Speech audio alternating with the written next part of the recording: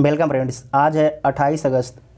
राष्ट्रीय दैनिक संस्करण से संबंधित जितना भी इम्पोर्टेंट खबर है 28 अगस्त का, सारे को हम लोग इस वीडियो में कवर करेंगे। तो पहला खबर है कि काबुल से उड़ानें बहाल और ख़तरा कायम। तो जो काबुल में एक दिन के लिए आपकी उड़ानें रोक दी गई थी, जो भी अफ़गानिस्तान से बाहर निकलना चाहते थे उनके लिए, अब दोबारा उसे बहाल कर दिया गया है। और जो अफ़गानिस्तान में आतंकवादी ख़तरा है अभी भी बना हुआ है। आतंकवादी हमला में जो है 182 लोगों की मौत हो गई है और अमेरिका बोला है कि अपने हम नागरिकों को जो है 31 अगस्त से पहले तक निकाल लेंगे। जो हमला हुआ था उसका संयुक्त राष्ट्र सुरक्षा परिषद ने निंदा की। तो आपको याद रखना है कि संयुक्त राष्ट्र महासचिव कौन है, तो एंटोनियो गुटेरेस हैं। और संयुक्त राष्ट्र सुरक्षा परिषद के अस्थायी देश कौन कौन हैं, तो चीन, रूस, ब्रिटेन, फ्रांस और यूएसए हैं। इतना खबर को आपको याद रखना है।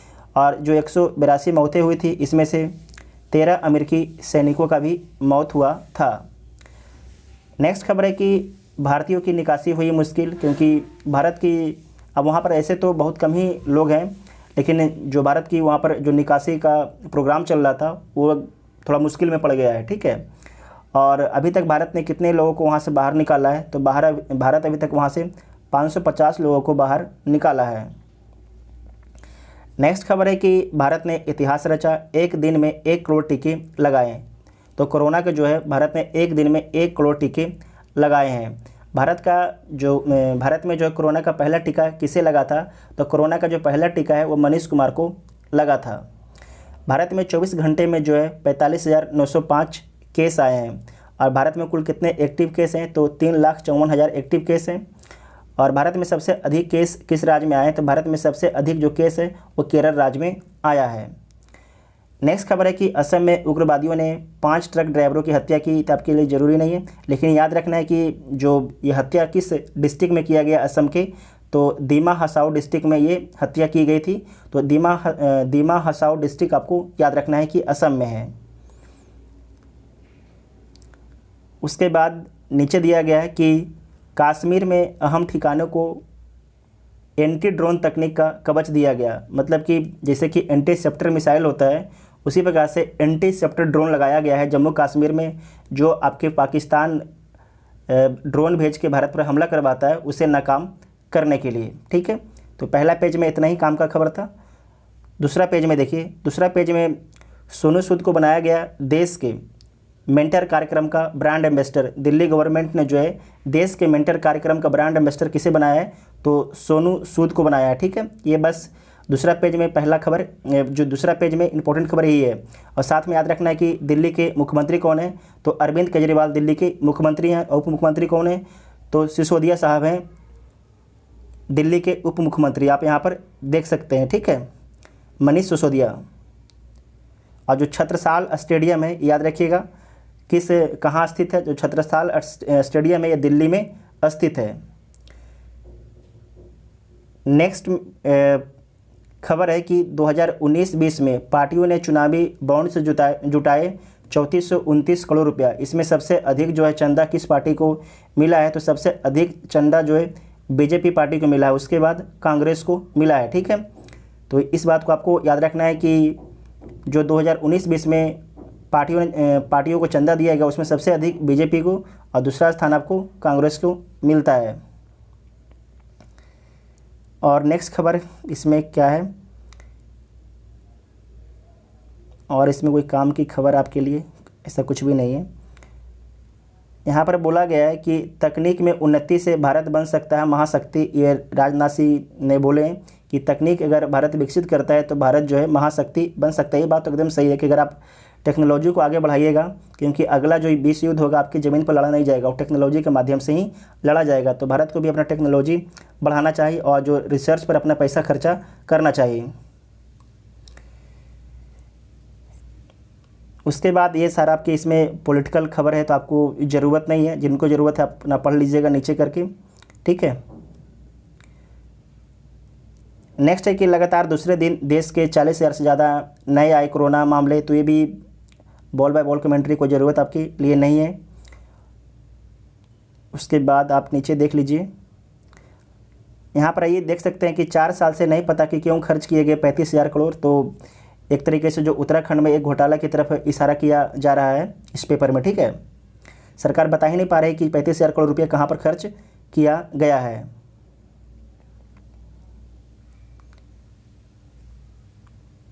उसके बाद नेक्स्ट खबर है कि तालिबान की भूमिका संदेह के घेरे में है कि जो हमला हुआ उसमें तालिबान का भी तो हाथ नहीं है, ठीक है।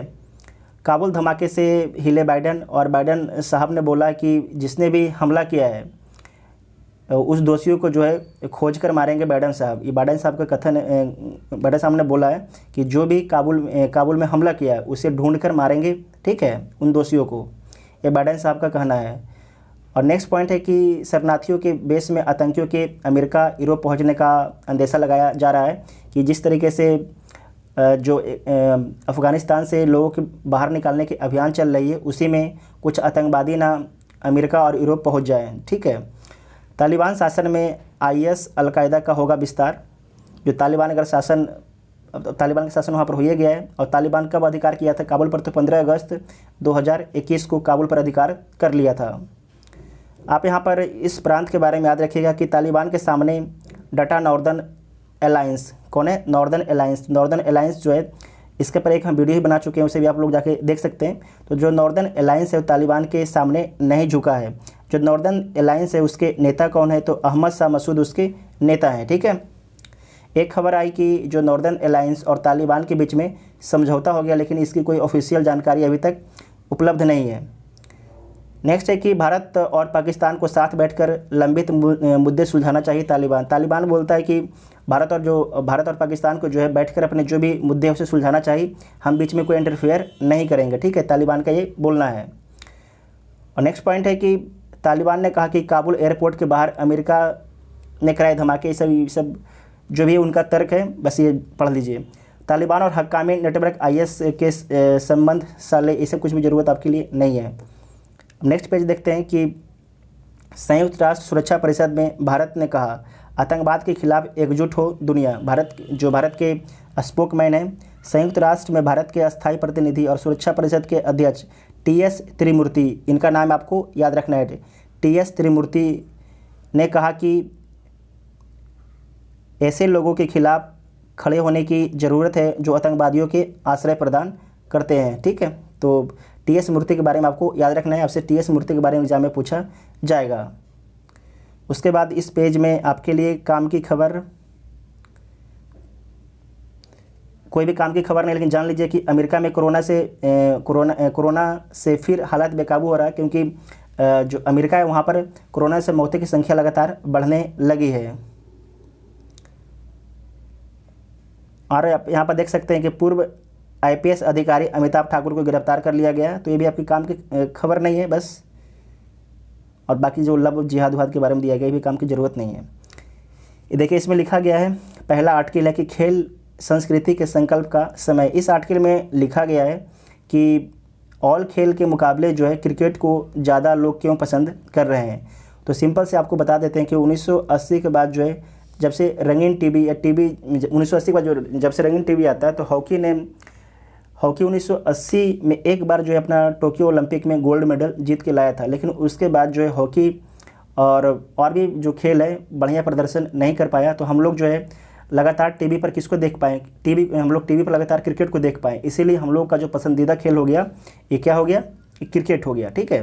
तो हम लोग जो है और भी खेल है उसे कैसे विकसित कर सकते हैं या उस पर रुचि डेवलप कर सकते हैं। तो सबसे पहले तो करना होगा कि जो हमारे इंफ्रास्ट्रक्चर उसे डेवलपमेंट करना होगा।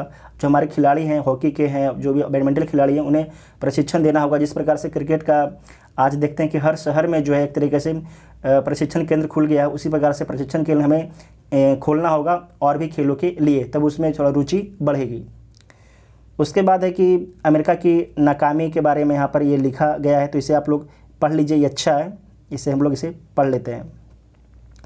अमेरिका का नाकामी, ठीक है। काबुल एयरपोर्ट के बाहर भीषण आतंकी हमले के बाद अमेरिकी राष्ट्रपति जो बाइडेन ने यह जो कहा कि वह इस हमले के दोषी को बख्शेंगे नहीं, मतलब जिन्होंने यह हमला किया उसे बख्शा नहीं जाएगा, उन्हें ढूंढकर मारेंगे।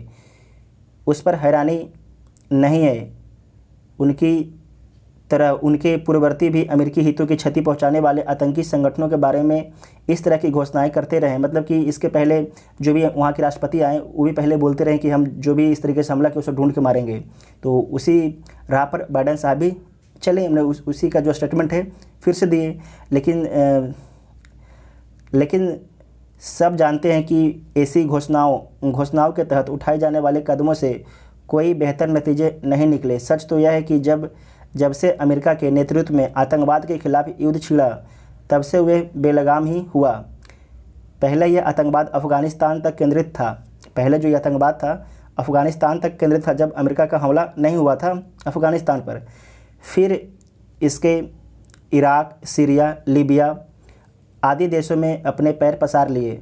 यह एक तथ्य है कि इराक और सीरिया में सबसे खूंखार आतंकी संगठन इस्लामिक स्टेट आतंकवाद के खिलाफ गलत अमेरिकी नीतियों के कारण ही सिर उठाया। ठीक है, इस बात को आपको ध्यान रखना है। वेरी इंपॉर्टेंट पॉइंट इस आर्टिकल में है कि जो आपके इराक और सीरिया में जो सबसे खूंखार आतंकी संगठन इस्लामिक स्टेट जो उसका उत्थान हुआ वो अमेरिका की गलत नीतियों के कारण ही उसका उत्थान हुआ था।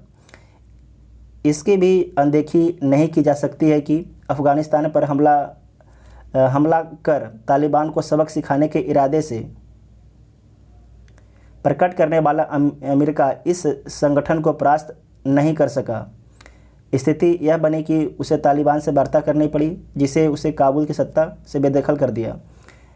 2001 में जो है अफ़गानिस्तान में अमेरिका कब्जा करता है, तो अमेरिका को लगता है कि हम गोली और बंदूक से जो है क्या कर देंगे, अफ़गानिस्तान जो भी आतंकवादी है उसे हम ख़त्म कर देंगे। लेकिन ऐसा संभव नहीं हुआ। लास्ट में जो है अमेरिका को जो तालिबान है उससे बातचीत करना पड़ा और तालिबान जो है अफ़गानिस्तान की सत्ता को अपने कब्जे में ले लिया। क्या यह हैरानी की बात नहीं है कि 20 साल तक सक्रिय रहने के बाद भी अमेरिका और उसके सहयोगी देश तालिबान को परास्त नहीं कर सके? ऐसा एक तो इस कारण हुआ कि अमेरिका ने तालिबान को पालने पोसने वाले पाकिस्तान को दंडित नहीं किया। इसका एक बड़ा रीज़न है कि पाकिस्तान को जो है अमेरिका कभी दंडित नहीं किया और पाकिस्तान जो है इनडायरेक्ट रूप से तालिबान को समर्थन देता रहा और दूसरे आतंकवाद के खिलाफ अपनी लड़ाई को अपने हिसाब से लड़ा। कि और भी जैसे कि जो सुरक्षा परिषद के अस्थायी कंट्री थे उससे बातचीत नहीं किया, अपने मन से जो अमेरिका की इच्छा किया वो करता रहा। ठीक है, यह समूचे विश्व की लड़ाई बननी चाहिए थी आतंकवाद वाली और इसे संयुक्त राष्ट्र सुरक्षा परिषद के नेतृत्व निर्देशन में लड़ा जाना चाहिए था। यदि ऐसा नहीं हो सका तो अमेरिका के अहंकारी रवैये के कारण अमेरिका आतंकवाद के खिलाफ युद्ध भी छेड़ रहा है और इसकी तह तक जाने की ज़रूरत भी नहीं समझ रहा है। मतलब कि कहने का मतलब है कि अमेरिका जो है युद्ध की शुरुआत भी कर रहा है और युद्ध किस कारण से अगर मान लीजिए आतंकवाद पैदा हो रहा है उसे जानना भी नहीं चाह रहा है। उसके बाद है कि इसके ज़रूरत नहीं समझ रहा है कि आखिर आतंकियों को आधुनिक हथियार और गोला बारूद कहाँ से मिल रहे हैं। जैसे कि जो आतंकवादी हैं तालिबान है उसे जो और भी आतंकवादी हैं उसे गोला बारूद हथियार कहाँ से मिल रहा है, अमेरिका इसे जानने का भी प्रयास नहीं करता है। और उन्हें सहयोग, समर्थन और संरक्षण देने वाला देश कौन है ये भी जानने का प्रयास नहीं करता है अमेरिका। काबुल एयरपोर्ट के बाहर जो है आतंकी हमला करने वाला इस्लामिक स्टेट, यहाँ पर लिखा गया है इस्लामिक स्टेट खुरासान है। ठीक है, इस्लामिक स्टेट खुरासान है। भले ही इराक और सीरिया में सिमट गया हो लेकिन उसने अफ़गानिस्तान के साथ साथ दुनिया के कुछ और हिस्से में सिर उठा रहा है। जैसे कि जो अफ्रीका महाद्वीप है वहाँ पर भी IS का वर्चस्व बढ़ता जा रहा है। इसमें संदेह है कि अमेरिका अफ़गानिस्तान में सक्रिय इस्लामिक स्टेट को ख़त्म कर सके।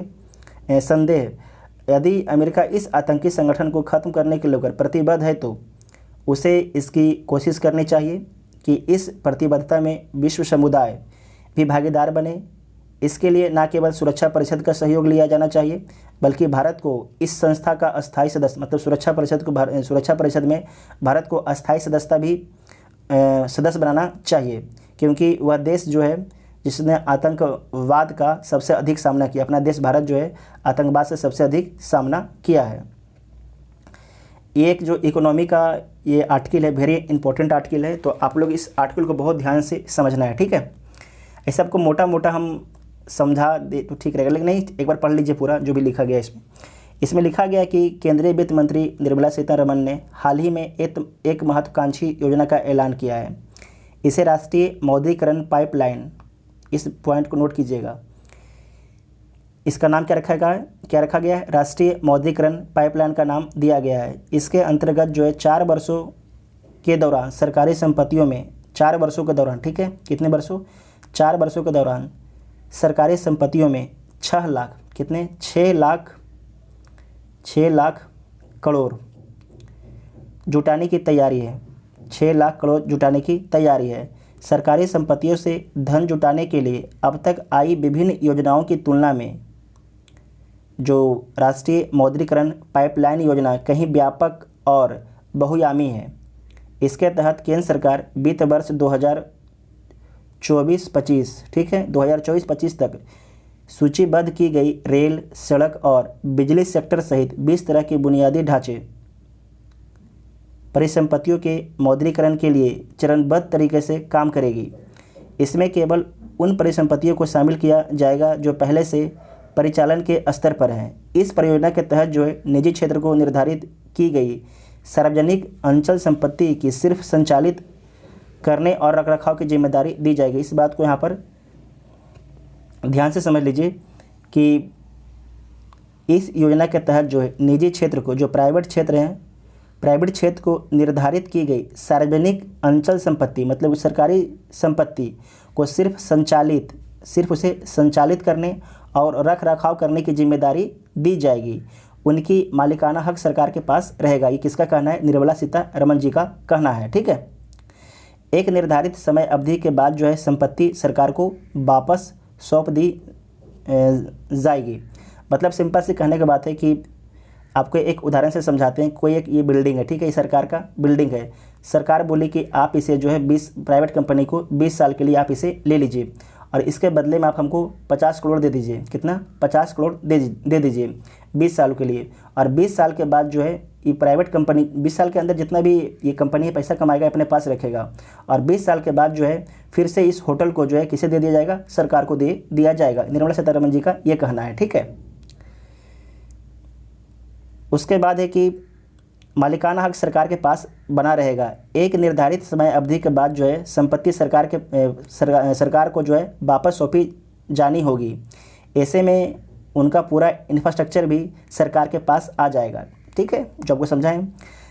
संपत्ति मौद्रीकरण राजस्व जुटाने से संबंधित नहीं बल्कि इसका उद्देश्य है नए बुनियादी ढांचे तैयार करने के लिए निजी क्षेत्र से निवेश आकर्षित करना और सरकारी बुनियादी ढांचे का प्रभावी प्रबंधन भी है। वस्तुतः एनएमपी मतलब नेशनल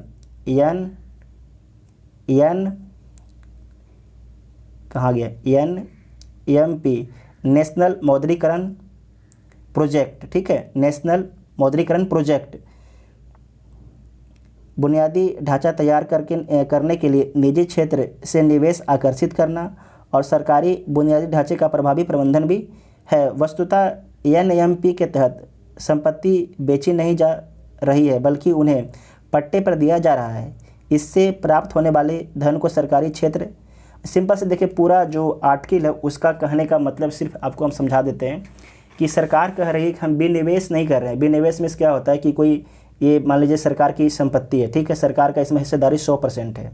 सरकार बोली कि भाई ऐसा करो कि हम 49% हिस्सेदारी आपको बेच देते हैं। कितने करोड़ में? 20 करोड़ में, ठीक है। ये सदा के लिए हो गया। एक तरीके से विनिवेश में क्या होता है कि सरकार अपना मालिकाना हक ट्रांसफ़र कर देती है। क्या कर देती है? सरकार अपना मालिकाना हक ट्रांसफ़र कर देती है। जबकि जो अभी जो नया प्लान आया है जो आपके नया प्लान है, इस नया प्लान को क्या बोलते हैं? एनएमपी नेशनल मौद्रीकरण पाइपलाइन प्रोजेक्ट जो है, इसके तहत सरकार बोल रही है कि कोई एक मान लीजिए होटल था, इसका हम मालिकाना हक ट्रांसफ़र नहीं कर रहे हैं, इसे हम सिर्फ 20 सालों के लिए किसी और कंपनी को दे रहे हैं। और जो पैसा मिलेगा उस पैसा का हम इस्तेमाल कहाँ पर करेंगे, तो भारत में इंफ्रास्ट्रक्चर डेवलपमेंट करने में इस पैसे का हम इस्तेमाल करेंगे। पूरा आर्टिकल का कहने का मतलब सिर्फ इतना ही है, ठीक है। और कितना पैसा हम इकट्ठा करेंगे, 6 लाख करोड़ रुपये हम इकट्ठा करेंगे। 2024-25 तक सूचीबद्ध की गई जो भी आपकी रेल लाइन, सड़क और बिजली सेक्टर से, ठीक है, करीब 20 सेक्टर इसमें। ये सेक्टर एक बार आप देख लीजिए कि यहाँ पर सेक्टर के बारे में लिखा गया है कि सड़क परियोजना, बिजली आपूर्ति लाइनें, प्राकृतिक गैस पाइपलाइनें, रेलवे स्टेशनों, यात्री रेलगाड़ियों, माल गोदाम, दूरसंचार टावरों, विमानन, जहाजरानी, कोयला खनन क्षेत्र, 2 राष्ट्रीय खेल स्टेडियम, ये सारे आपके इस सारे संपत्तियों को जो है किया जाएगा NMP नेशनल मौद्रीकरण प्रोजेक्ट पाइपलाइन में शामिल किया गया है। इस बात को आपको ध्यान रखना है। बस सिंपल से कहने का मतलब, पूरा कहने का मतलब इतना ही था, ठीक है। उसके बाद देखते हैं हम लोग अगला क्या है कि कोरोना के खिलाफ एक और वैक्सीन, तो उस वैक्सीन का नाम क्या है, जाइकोड डी उस वैक्सीन का नाम है। जाइकोड डी देश का पहला ऐसा टीका है जिसे 12 से 18 वर्ष आयु वर्ग के किशोर युवाओं को दिया जा सकेगा, ठीक है। अब नेक्स्ट आपका है कि राजनीति के अपराधीकरण से खतरे में पड़ता लोकतंत्र। इसमें देखिए, ये हम पॉइंट को सिर्फ पढ़ देंगे, बाकी डेटा लिखा गया है, डेटा कोई ज़रूरत नहीं भी है कि राजनीति का अपराधीकरण हो, इस बात को ध्यान रखिएगा। राजनीति का अपराधीकरण हो या अपराधियों का राजनीतिकरण, दोनों ही भारतीय लोकतंत्र के लिए गंभीर चुनौतियां हैं, ठीक है। वैसे तो अपराध और राजनीति का साथ चोली दामन का रहा है। यहाँ पर समझ लीजिए, वैसे तो अपराध और राजनीति का साथ जो है चोली दामन का रहा है, लेकिन जिस तरह से हाल के वर्षों में जो है इसमें वृद्धि हुई है, उसने पूरे लोकतांत्रिक प्रणाली के लिए खतरे उत्पन्न कर दिए हैं। निर्वाचन आयोग ने कई अवसरों पर इस दिशा में काम किए हैं, लेकिन इसके बावजूद इसकी गंभीरता कम होने के बजाय बढ़ती जा रही है। और सुप्रीम कोर्ट ने भी समय समय पर जो है ऐसे कृत्यों पर रोक लगाने के लिए दिशा निर्देश जारी किया है। और एक बार ऊपर में यहाँ पर इस चीज़ को देख लीजिए, ये यहाँ पर कि 30% के करीब सदस्यों पर जो है आपराधिक मामले दर्ज से 2009 में, कब 2009 में लोकसभा के कुल सदस्यों में से, ठीक है। 2009 में कितने प्रतिशत लोगों पर आपराधिक मामले दर्ज थे, 30% लोगों पर, जबकि 2014 में जो है 34% लोगों पर आपराधिक मामले दर्ज हो गए। और 2019 में जो है सबसे अधिक 43% जो आपके सांसद हैं उन पर आपराधिक मामले दर्ज हैं। किसका रिपोर्ट है, ADR का रिपोर्ट है, ठीक है, ADR के रिपोर्ट के अनुसार। नेक्स्ट पॉइंट है कि योग प्रत्याशियों को ही दिए जाए चुनावी टिकट। ये सही बात है कि जो योग हैं जिस पर केस उस दर्ज नहीं है उसी को जो है आपको टिकट देना चाहिए, लेकिन राजनीतिक जो पार्टियां हैं उन्हें टिकट नहीं देती है क्योंकि वो जीतने वाले मेंबर उनकी चांस कम होती है, इसीलिए, ठीक है। तो राजनीतिक पार्टी उसे टिकट देती है जिसकी जीतने की ज़्यादा संभावना होती है, ठीक है। उसके बाद है कि आर्थिकी में सेब का योगदान। तो अभी देखिए सेब का रेट बहुत ज़्यादा कम हो गया, इसी के बारे में इसमें लिखा गया है, तो कोई ज़रूरत नहीं है। और उसके बाद राज्य पुलिस से उठता भरोसा। तो सही बात है कि जो राज्य पुलिस है बिना मतलब को लोगों को केस में फंसा देती है, अगर कोई जुल्म भी नहीं किया तो उसे भी केस में फंसा देती है और जेल में डाल देती है। इस कारण जो है जो राज्य पुलिस है उस पर लोगों का भरोसा उठता जा रहा है। और जो आपके झारखंड के CM हैं, निवेश को आमंत्रित कर रहे हैं, जिनका नाम है हेमंत सोरेन। उन्होंने बोला कि आइए हमारे राज्य में इन्वेस्ट कीजिए, हम जो एक तरीके से निवेश के लिए हम बेहतर माहौल बनाएंगे अपने राज्य में। जलियांवाला बाग का आज खुलेगा द्वार, PM वर्चुअल करेंगे उद्घाटन। तो जलियांवाला बाग जो द्वार कहाँ पर, अमृतसर में। जलियांवाला बाग हत्याकांड आपको पता है कि 13 अप्रैल 1919 को हुआ था। आगरा की हिमानी KBC 13 की पहली करोड़पति बनी। तो इस नाम को याद रखिएगा, पूछा जा सकता है कि आगरा के जो हिमानी है KBC 13 में पहले करोड़पति बनी है। तो KBC 13 भी हो रहा है, ठीक है। उसमें पहली करोड़पति कौन बनी है, आगरा की हिमानी। उसके बाद और आपकी काम की खबर कुछ भी नहीं है। नेक्स्ट है कि ये इस खबर को देख लीजिए। ये विदेशी मुद्रा भंडार जो है 2.47 अरब डॉलर घट गया है। तो अभी वर्तमान में कितना है भारत का विदेशी मुद्रा भंडार? तो 616.895 अरब डॉलर अभी भारत के पास जो है विदेशी मुद्रा भंडार है। ये क्वेश्चन आपके पूछा जाता है, तो इस बात को आपको ध्यान रखना है। बीपीएससी भी इस प्रकार का एक बार क्वेश्चन पूछ चुका है, अभी शायद 1 साल पहले ही पूछ चुका है, ठीक है। और आपको ये ध्यान रखना है कि जो आंकड़ा है, ये आंकड़ा कौन जारी करता है? तो आंकड़ा जो है आरबीआई के द्वारा जारी किया जाता है, ठीक है। उसके बाद 56,000 के ऊपर बंद हुआ सेंसेक्स। तो बाज़ार में अब बढ़ेगी सिक्कों की खनक, मतलब कि मार्केट में जो है बैंक पहले प्रति बैग जो है 25 रुपये मिलते थे, अब ग्रामीण शाखाओं में जो है 75 रुपये तक आपको चेंज दिया जा सकता है। और 2 महीने में जीएसटी रिटर्न नहीं भरने वाले को सितंबर से हो जाएगा मुश्किल। जो भी आपके रिटर्न नहीं भरे, रिटर्न भर दीजिएगा। और वर्ष के अंत तक जो है ऑस्ट्रेलिया में मिनी ट्रेड डील, तो जो ट्रेड डील होगा ऑस्ट्रेलिया से उसके बाद हम लोग उसको डिस्कस करेंगे, अभी कोई ज़रूरत नहीं है।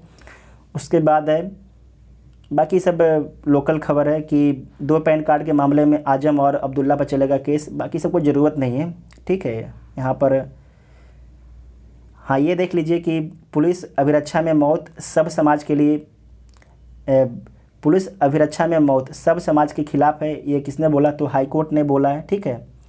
क्योंकि जो कभी कभी पुलिस कस्टडी में ही जो आपके जिन पर आरोप होता है उनकी मौत हो जाती है, तो एक तरीके से वो ठीक नहीं है, ठीक है। वो एक तरीके से गलत चीज़ है, वहाँ पर इस बात को सुधारना होगा। और खेल में आपका है कि भारत और इंग्लैंड के बीच में टेस्ट हो रहा है, तो इसे तो जब ख़त्म हो जाएगा तो देख लेंगे कौन जीता कौन हारा। ये इंपॉर्टेंट पॉइंट है कि T20 मैच में जो है 7 विकेट लेने वाली पहली गेंदबाज बनी है फ्रेडरिक। तो ये जो फ्रेडरिक है वो किस देश की हैं? तो नीदरलैंड की हैं। किस देश की हैं? नीदरलैंड की हैं फ्रेडरिक, ठीक है। तो इस बात को आपको ध्यान रखना है कि T20 मैच में जो है 7 विकेट लेने वाली पहली गेंदबाज बन गई हैं। उसके बाद है कि भावना ने पैरा ओलंपिक में अपना पदक पक्का कर लिया है। तो जो भावना है कि इस खेल से संबंधित है, तो आपको ध्यान रखना है ये टेबल टेनिस से संबंधित है, पैरा टेबल टेनिस से संबंधित है, ठीक है। उसके बाद और यहाँ पर कोई खबर नहीं। और लास्ट पेज में हम लोग देखते हैं, लास्ट पेज में हम लोग देखेंगे कि बर्फ़ जो है पिघल तो रहा है आपके आर्कटिक क्षेत्र में, लेकिन हम लोग को देखना है कुछ अलग रोचक तथ्य। इसमें है कि सर्दियों में जो है आर्कटिक का जो तापमान होता है -50 डिग्री सेल्सियस के करीब रहता है और अंधेरा छाया रहता है। कहाँ पर? आर्कटिक में।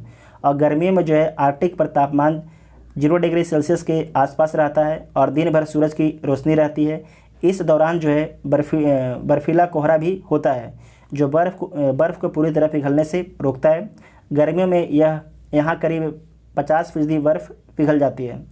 आर्कटिक में दुनिया की तुलना में सबसे अधिक मछलियों की प्रजातियाँ पाई जाती है। ये इंपॉर्टेंट पॉइंट है, आपको ऑप्शन में काम आ जाएगा ये ऑप्शन काटने में, ठीक है। उसके बाद है कि आर्कटिक भले ही जीवन के लिहाज से बेहद कठिन हो, लेकिन जानवरों की करीब 400 प्रजातियों के लिए यहाँ पर मौसम अनुकूल है। यहाँ विभिन्न प्रजातियों की व्हेल, सील, ध्रुवीय भालू पाए जाते हैं। नेक्स्ट आपका है कि भारतीय शोधकर्ताओं ने खोजे 3 ब्लैक होल, ठीक है। जो ब्लैक होल क्या होता है कि इससे अगर प्रकाश भी बाहर नहीं हो पाता है। यहाँ पर देख रहे हैं, अगर यहाँ पर कुछ भी चला गया तो ये बाहर नहीं निकल पाता है। अगर कोई लाइट भी चला गया या अगर कम्युनिकेशन का रे भी चला गया तो वहाँ से वापस नहीं आ सकता है। बाकी आप इधर देख लीजिए, ये सब रोमांटिक खबरें हैं, जैसे कि सनी लियोन जो भी अपना पढ़ लीजिएगा। रोमांटिक खबरें आपको हम दिखा देते हैं, पढ़ेंगे नहीं, ठीक है।